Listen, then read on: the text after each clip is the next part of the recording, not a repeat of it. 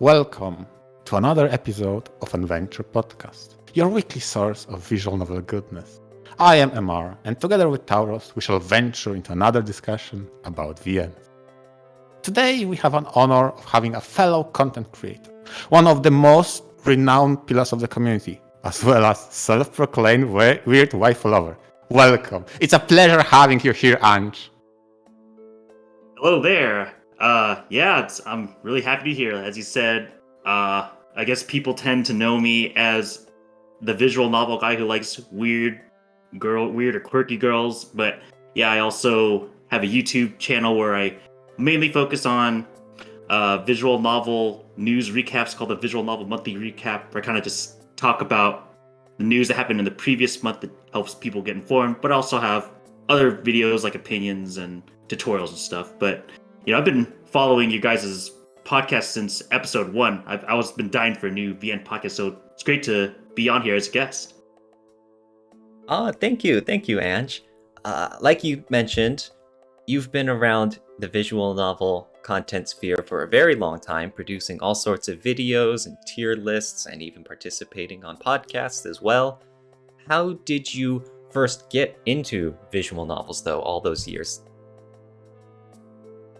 Yeah, this is going to be an interesting story that I'll try to keep brief, but I don't know, it seems like a lot of people start with Katawa Shoujo, but I actually started a little before Katawa Shoujo released, so I don't know if there's any boomers here that are watching this series, but I used to go on a website called Game FAQ, some people call it Game Facts, and there's they have these yearly character popularity contests, and this is getting very specific, but basically there's like a little message board with a small community, and within that community there's a small weeb community that like anime, manga, and all that stuff. We kind of talked about that, and I think one day, like, this one guy was just like, hey, there's this cool thing called Fate Stay Night. It's like an anime, but it's like in a book. It's like a book or in a video game or something. It's not like, for example, Phoenix Wright Ace Attorney was a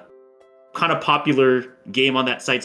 So he kind of sold it as, it's Phoenix Wright, but without the gameplay, but like a lot of like shonen action. And then I was like, okay, I don't know what this is. So I gave it a shot, and it was pretty cool. It was the first time I've read action scenes in text form, but I went from there, and that message board was also where I found out about Umineko, like the original one with the fan translation and the characters with having their big ham hands and all that stuff. So I definitely got started with 2 very big visual novels from there, and it kind of just escalated from there. It helped that there was kind of a visual novel veteran at the time who kind of gave me some recommendations. So through him and through that message board, I kind of slowly figured out what kind of stories I liked, and the addiction just basically started from there. Wow, that is super cool. I love how for a lot of visual novel fans, you can kind of tell when they got into the whole medium depending on what their first title was. Like Ace Attorney is obviously a big one, and then there was like Katawa Shoujo, and then there was Hatoful Boyfriend, and then like Doki Doki Literature Club. It's like rings on a tree. It's like you can ask someone what their first one is, and you can be like, oh, so you came in around this time. But wow, coming in off Game Facts, that is pretty old. That's boomer, like you said. Yeah, I mean, I'm minor spoilers, but I'm a little over 30 years old, and I've been on. I don't go on the site anymore, but like I was like a big regular on that site starting from like the mid 2000s, and I was there for quite a while. But yeah, once I got into VNs, and then I figured out that where other visual novel communities were, like I kind of slowly moved away to other places, but I still have fond memories of that place. But now I'm kind of just a big visual novels guy on various other places. Truth be told, when it comes to game FAQs, they had a very good walkthroughs and guides. To this day, especially for the niche titles that you can't find any other guides for, it often shows up in the Google results. Yeah, like a good example, I think one of the first visual novels I read was I think it was Ever 17. I think they had a Game FAQs guide on there, so it was kind of helpful. But before things like Fuwanovel had their guide section, or like people just posted their guides on random blogs. Like I actually that sometimes I would use Game FAQs to be like, oh, if I'm reading a visual novel and it just happens to have a walkthrough, like, oh, that's just convenient. Right? Yeah, again, I think they had a really good format there, and a lot of people try to adhere to their guidelines because they kind of seem standardized. It wasn't like random. All of their guides looked similar and had a good, how can I say it, structure to it, despite it being just text, big wall of text. I mean, that's the way you would have to go if you wanted a walkthrough, because where else would you go? Like, you mentioned you just have to hope that Google Images would come up with a flowchart that someone posted on their blog and got popular enough to show up on Google Images. So that was kind of your only other option going on to GameFAQs. Yeah. But Ange, you mentioned that you started there, and you were a content creator there, and then on YouTube, and then on other communities. So you've really bounced around from several different places, a lot more than most fans do. Most fans will stick to one place like Twitter or Discord or Reddit or whatever, but you've really been onto a lot of platforms, huh? Oh, yeah, way too many, man. Yeah, it's funny that you bring up. From what I've noticed, many people like try to find one, maybe two places that they kind of stick to, but I've always kind of had this mindset of, well, I have a lot of, I like doing different visual novels. So, like for example, I like Magikoi is like my favorite visual novel series, and I'm in a server based around that. But it's not like it's the only visual novel I talk about. I'm also interested to see, for example, another visual novel I really like, If My Heart Had Wings. Like I'm in a small server for that, so I like to see what people say about that. And then if I go to places like Twitter or Reddit, like that's kind of more like a generalized visual novel opinions. I'm just kind of like one of those people that thinks like, since visual novels are such a niche genre, niche medium, I kind of just want to. I barely know anybody in real life that likes visual novels. So my mindset is, well, I kind of want to just I like to get to know people's opinions and stuff, and I like I guess you could say I'm a internet social kind of person, where I kind of just like to meet people who have similar interests to me and just kind of see what they like, even if we don't share the same opinions. Like I just like to see like what people like. That stuff interests me. That's why I always like researching little things like what are the top rated VNs on VNDB or Aero Gamescape or like those popularity contests. I just, for some reason, just seeing what people like really interests me. So that's why I like to kind of jump around. That's actually an interesting approach because, as you said, VNs are niche in and of themselves, yet you strive for even more niche approach, searching for communities around a specific title or series. Wow, that's actually very interesting. But I guess my next question, given the thing you just described, is finding fellow enthusiasts something that motivates you? Oh, absolutely. I mean, even if it's like not necessarily like one of my favorite visual novels. So like, for example, like a random visual novel that I like, but it's not necessarily like a top favorite. It's like Hoshizora no Memoria. Like I like it, but I'd still love to like talk to someone just to like see what their opinion is, because like I know what like the common opinion is of that VN, but sometimes it's like interesting to get that unique opinion, because not everybody, despite some opinions being more popular than others, like not everyone's gonna have the exact same opinion. So since visual novels are, even though I've been reading visual novels for quite a long time, it just always interests me that it's still so niche, and then I still see a vast variety of opinions. So in a way that is part of what motivates me to see newer users getting into visual novels, and like see like how like their perspective compares to like someone like me who's been reading for like over 10 years. And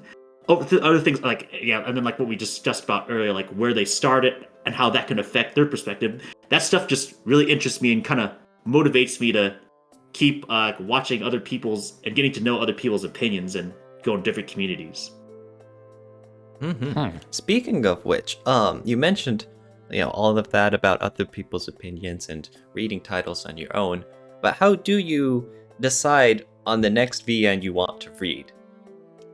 I know you obviously keep track of the industry and new releases and what's been going on in the translation scene, but then how do you find more indie picks, or how do you find a new title that you're really interested in that you want to check out next? Sure. Let's see. I says it's kind of slowly changed over time. Like when we're all brand new to the medium, everything is you don't know anything. Like a lot of things are new. So I think when I started out, I just kind of started with, okay, what are the highest rated visual novels? Like even though I don't know what the different genres are, I don't even know if I'll like them. But my thought was I'll try all the highest rated ones because even if I don't personally like it, it was popular for a reason. So I'll give it I'd like to give it a chance. So for example, apparently a hot take I have is I'm not really a huge fan of Sayano Uta, but that's one of the most popular darker visual novels by Nitro Plus. But it was the first Nitro Plus and dark visual novel I read, and then I'm like, okay. So I didn't really like it, but I'll be a little bit more cautious about Nitro Plus, but at least I can see why people dislike it. But at the same time, now I have an idea of what I don't like, which is I wasn't really a fan of how they executed some of the darker stuff. But in more recent times, after having read visual novels so much, I've read over 100 visual novels at this point. I've kind of read enough different genres and where I guess you could say I'm a little pickier nowadays.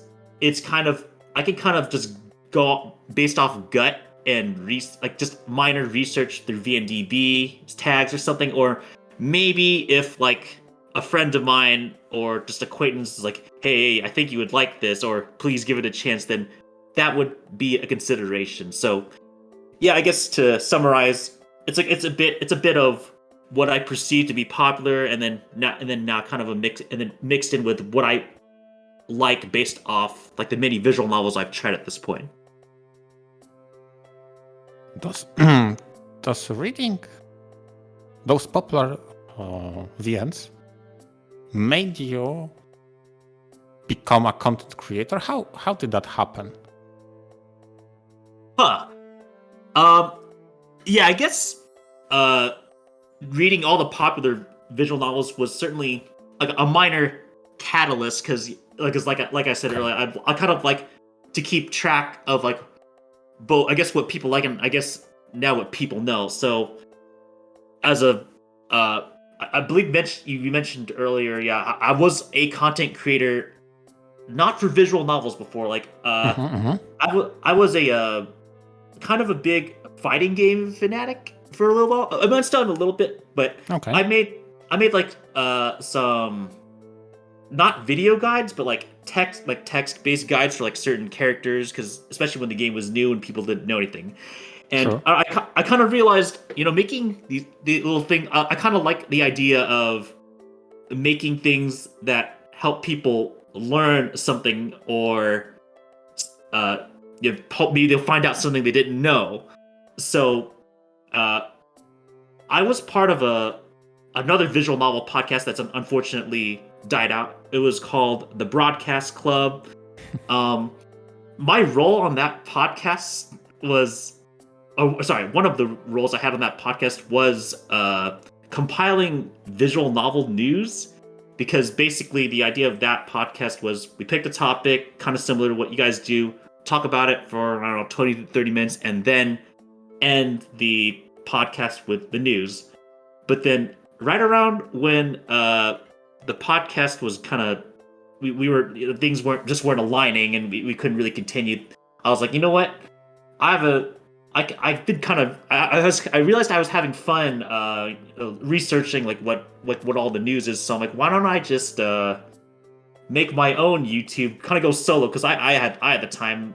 I could just make this like maybe 10 minutes or less and just find a way to just recap the news, and then that's it. And then I think the name of the series, I called it the Visual Novel Monthly Recap, was like kind of just like a split, like a off the cuff, like random idea I had like while I was brainstorming there, like, oh, why don't I just call it the Visual Novel Monthly Recap and just go with that. So that it wasn't like a deep brainstorming session for that. I just kind of just went with the first thing I thought of, and I just figured, well, I'll just give it a shot for like a couple months or so, and then if people like it, I'll keep going, and even if only like, let's say like 20 or 30 people cared about it, like, I mean, that's, to me, that was like enough. Like, it showed enough people would care for me to keep going. But as I've kind of shocked myself then I realized now I have a little over 2K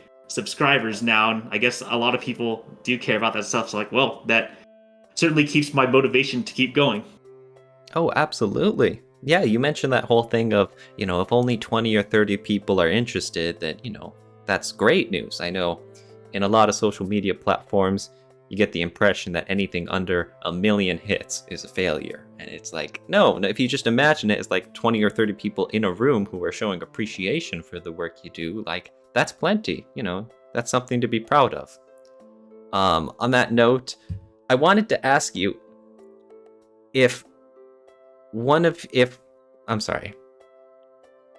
what part of your content creation career are you most proud of? Like, I'm assuming it might be the monthly VN recap you do every month, considering all of the goodness that does for the VN sphere. Personally, my first introduction to you that I remember clearly was when you posted that one H scene tier list over on the subreddit, and that kicked off a whole lot of arguing and discussion on that topic. And for a while, that's what you were known as. But I wanted to ask you specifically what you're happiest about with your whole content creation career. Oh my god, that topic. Oh man, that's. It was funny at the time, but the thing about it, I'm a little embarrassed about how that. It was just kind of, I thought that H scene tier list was just kind of like a funny half joke that it kind of morphed into more than I was expecting. But oh my goodness. But yeah, I guess getting back into the happiest, or the thing I was most proud of. Oddly, I would say it's not any of the YouTube content, though. There are some that I definitely did enjoy, and I was confident. I would actually say my personal favorite contribution to the visual novel community was being part of the If My Heart Had Wings retranslation project. I was specifically known as a lead QC, or quality control. Basically, I was like kind of the test reader after you translated and edited the text, and then you put it all in the game. And If My Heart Had Wings was like one of the visual novels I was most interested in reading, but I heard like all the complaints about how the Moe novel official version censored things, and they reworded some things. Like, for example, they, instead of boobs, they would say eyes, even though the context was obviously showing otherwise.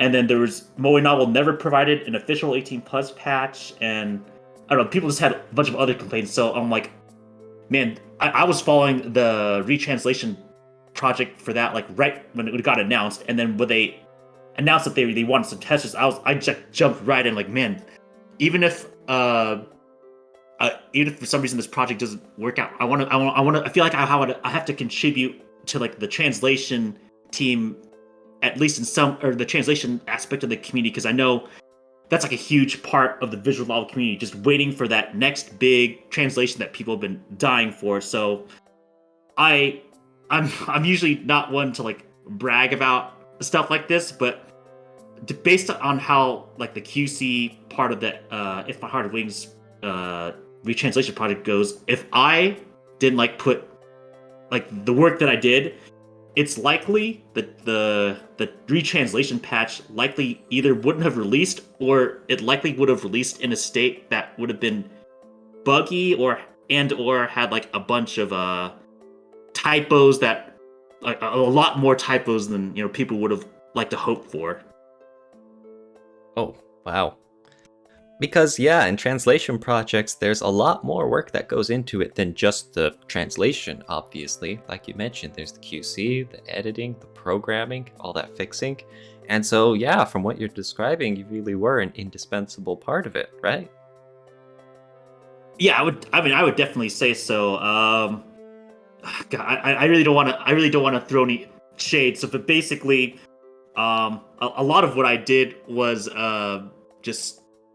Yeah, I mean, it's kind of, imagine like you're reading the visual novel, but at the same time you have to like both keep track of typos. But then like when you run into an issue where like either the screen like the game crashes, or like text is like going off the text box, or the sprites are showing up weird. I worked with the hacker programmer, and we ended up fixing a lot of that together. So it was like a joint effort. So I was all. Oh yeah, and that reminds me. I think originally the project was not going to have a patch for the Steam version in particular, which kind of weirded me out, because I think what their idea was we focus on making a patch for the Japanese version, since the Steam version seemed like it would have been a pain to patch. But I feel like I was a big part of convincing them to add the Steam version, because let's be real, vast majority of the people on the visual novel scene would much prefer to read on Steam, because it's the easiest way to support a visual novel. And thankfully totally. that worked out. Yeah, and thankfully that kind of worked out. And I think that between that and just like the amount of stuff I like addressed to the team and got fixed was part of why I'm personally proud of it. It like obviously there's going to be like little typos here and there, but as far as what I've seen, like the feedback to how the project turned out, people were really happy that they have like a retranslation that's, I guess, closer to the original and has the 18 plus content people wanted, and it's like now it's like the ideal way for people to recommend the VN now, which I'm personally happy to say I was part of that. Speaking of that project, since we had Pablo C previously, how do you remember working together with him on the translation, and maybe with the Aviator, the other translator that had a lot of knowledge about aerodynamics? That was a big point that we had on that episode. Oh yeah, I watched that episode, and it was interesting to see his Pablo's insight on that. So yeah, at that point when I jumped in, they kind of already did a lot of the legwork at that point. Mm-hmm. So when I was reviewing the script, I was going through the VN. A lot of my personal interactions with Pablo was kind of like since I knew like a little bit of Japanese at that point, so I was like, I kind of was asking like, hey, I'm trying a good example. I believe one of the terms in If My Heart and Wings was like windmill hill or something, and I think there was like a small inconsistency. Like, okay, you called it windmill hill here, but you called it like something else here. Like, what do we like? I just kind of confirmed little things like, should we call it this instead of that? And then he's like, oh, let's go with this, and I guess the other thing is, I think Pablo mentioned it on his episode, but like there were times where we found out when the text was too long, it kind of caused the game to force the text into another text box, but then it kind of ruined the flow of the conversation. Like the person's voice line was clearly not matching up with the text box at times. So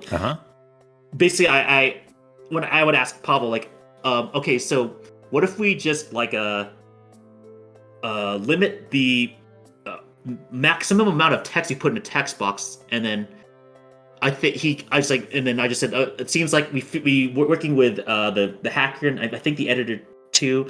We figured out, okay, this is the max text length, and then Pablo would be like, okay, I retranslated it to basically say the same thing, but just a little shorter, so we can have it fit in one text box, so we don't have to do any fancy hacking or programming to make the full line work. So that was like the main thing I did. Most of my interaction with Pablo. Yeah, and now that I think about it, right, you're right. There's an additional work required if you were to split what originally took a one scene into two, because how the language translation works. And Pablo made sure to translate the same thing but shorter, so that you don't have to hack unnecessarily. Interesting. That's one of the common problems you see in translation, especially for something like Ace Attorney, because the Ace Attorney only has so much space in its text box, and going from a language like Japanese to a language like English, which usually requires a lot more space to get the same message across, you sometimes have to really truncate the sentences just so that you don't run into any programming issues. And it's the sort of things that the readers should hopefully never notice. It's just one of those back-end things that you always have to be considerate of, and you got to make some workarounds, and sometimes you have to compromise, you know? Yeah, of course. Yeah. And in addition to that, I think the only other thing I can think of as far as like my contribution or my interactions with Pablo was just kind of like just asking, like confirming little things like, hey, should I work on this route now or this route?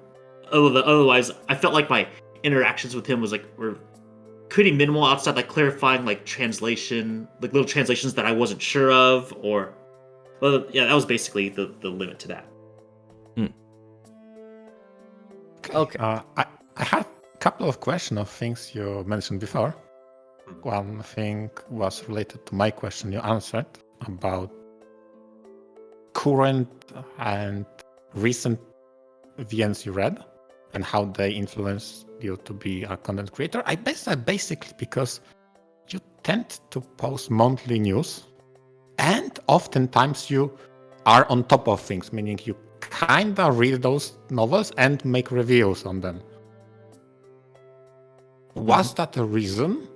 I mean, did your own news cycle convince you to give them a try?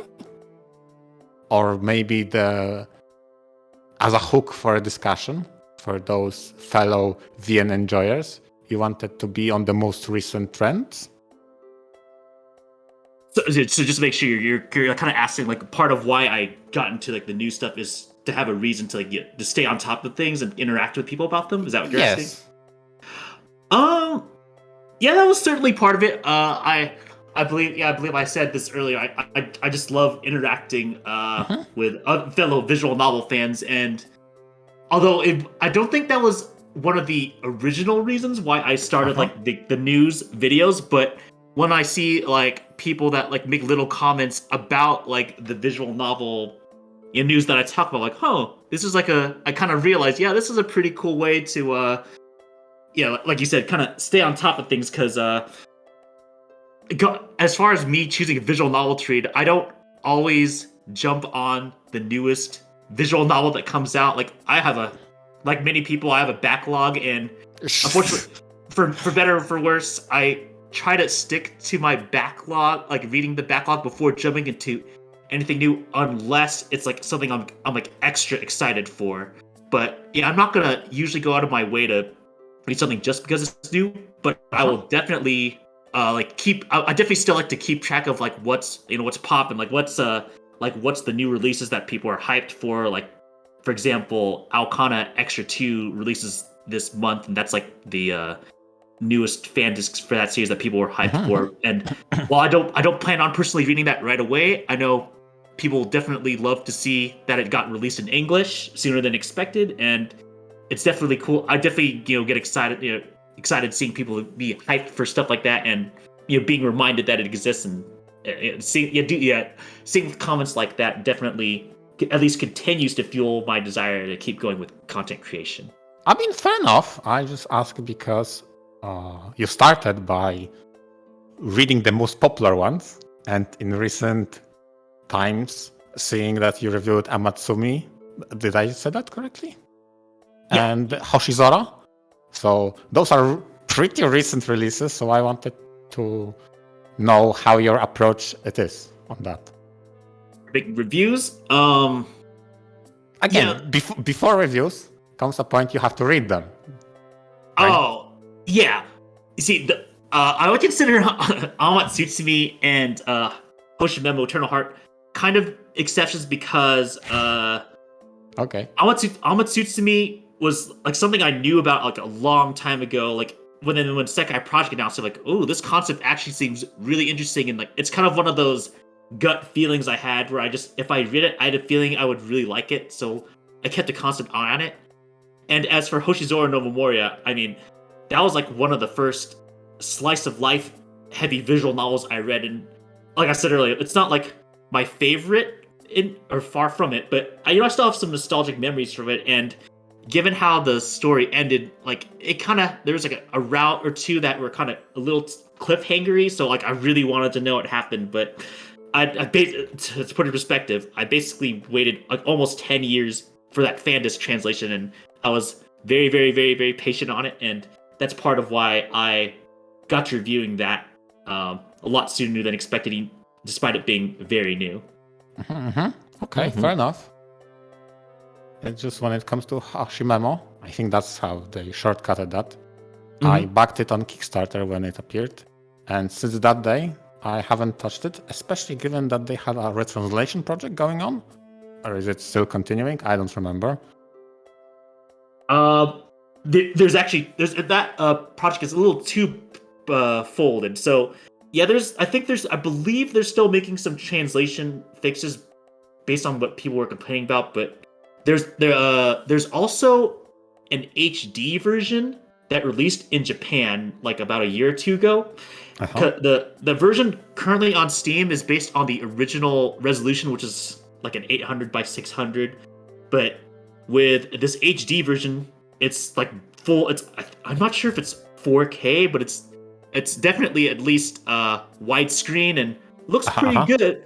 Looks really good because for perspective, Eternal Heart, the fan disc only had the HD version released, so it was kind of, when I read it, it was like doubly exciting for me because apparently in the HD versions of both the original and the fan disc, they remixed some of the music too, and in addition to like the HD resolutions, like, oh yeah, not only do I get a little nostalgic, but I get like newer versions of content I read before, so it's like I get some new stuff in addition to like the stuff I was waiting for. As for the Amatsumi, what convinced you that it might be special? Was it synopsis or was it the name of the Purple Soft? Because they are known for having interesting concepts, and I read Chrono Clock and Happy Maya, and that's why I have that one on the radar. Funnily enough, I have not read Chrono Clock or Happy Mayor before Amatsutsumi. So, honestly, a lot of it was based on two things. One, the concept where the main character, helps girl or sorry the concept. I just really like the concept based on how I read it on VNDB. Okay. And it has a pretty unique route structure that's pretty much, as far as English translations go, was only released with Jisenjo no Mao. It's called the ladder route structure. So I kind of described more of that in the video, but basically between like the concept and the other ladder route structure, which is very rare, like that, those alone interested me, and then the characters just seemed like ones I would like based on like their VNDV text. So it's just kind of a mix of a lot of different things. And for some reason, the concept interested me a lot more than Chrono Clock and Happy Mayor, but I do intend to read those eventually now that I know I like a Purple Soft writing-wise, at least. Okay. I see. Let's see. I don't know if you mentioned maybe, but what are you reading right now, Ange? What are your thoughts on? Oh boy. So, actually, it was funny. We were just talking about Purple Soft. So recently, I got the pretty popular Steam Deck, and one of the things I was excited for with that Steam Deck was reading visual novels on it, and that's basically 95% of what I've been doing on it. Was trying. Basically, I've had this huge backlog of purchased visual novels from various stores. So at first I thought it was a cool experiment to try a bunch of those on there, but unfortunately, the issue is I've kind of been struggling to find that next one that's like hooked me like to continue from start to finish. This is like the first time in like forever where I've like kind of juggled around different ones. Bro, I can't stick to one. Like I've tried Hoshiori You Made Me Right, a popular slice of life. I've also tried Primal Hearts 2, a kind of recent slice of life by my Marmalade. I've also tried the Leyline series that I've just been putting off for forever, but I don't know. Those are just examples of a few things that I've been attempting to read recently. But I will say one that I've at least stuck to on the Steam Deck is we were just talking about Purple Soft Chrono Clock, because I'd say between Chrono Clock and Happy Mayor, that slightly interested me more because I like the idea of a protagonist that can slightly turn back time, like every hour or something, and it's been decently enjoyable. Like the characters are likable enough, the main character's likable enough, and the concept is, I mean, it hasn't been used for anything fancy, just for like some goofy, mundane, romantic moments, but it's been decently entertaining. I'm just kind of reading it handheld on Steam Deck here and there. Cool. Okay, I'm not gonna lie. I remember when Chrono Clock was first announced, and even before it was released, I have held a vendetta against it for having that cool time traveling mechanic of where the main character can go back in time, like a short while. And apparently, it's just used entirely for nonsense, flirty situations. Is that true the whole way through? I know you're kind of in the middle of it, so I don't know if you're prepared to answer yet, but does it ever get serious with such a cool prompt like that?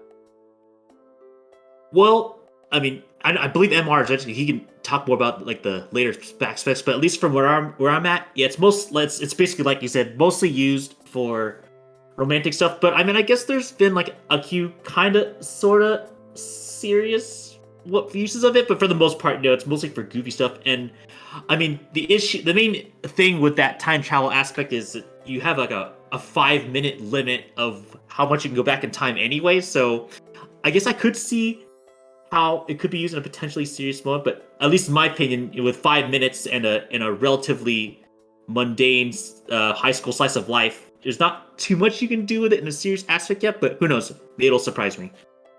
Well, again, not going into the territory of spoilers, I'm going to say this. I think what they're aiming at is to surprise you. They're instilling you, the reader, with the idea that protagonist won't ever use this power in a serious manner.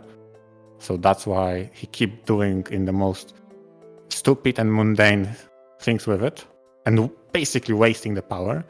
So maybe, just maybe, it empowers the moments that it actually is used to the full extent you would envision. Ah, no, my heart. No.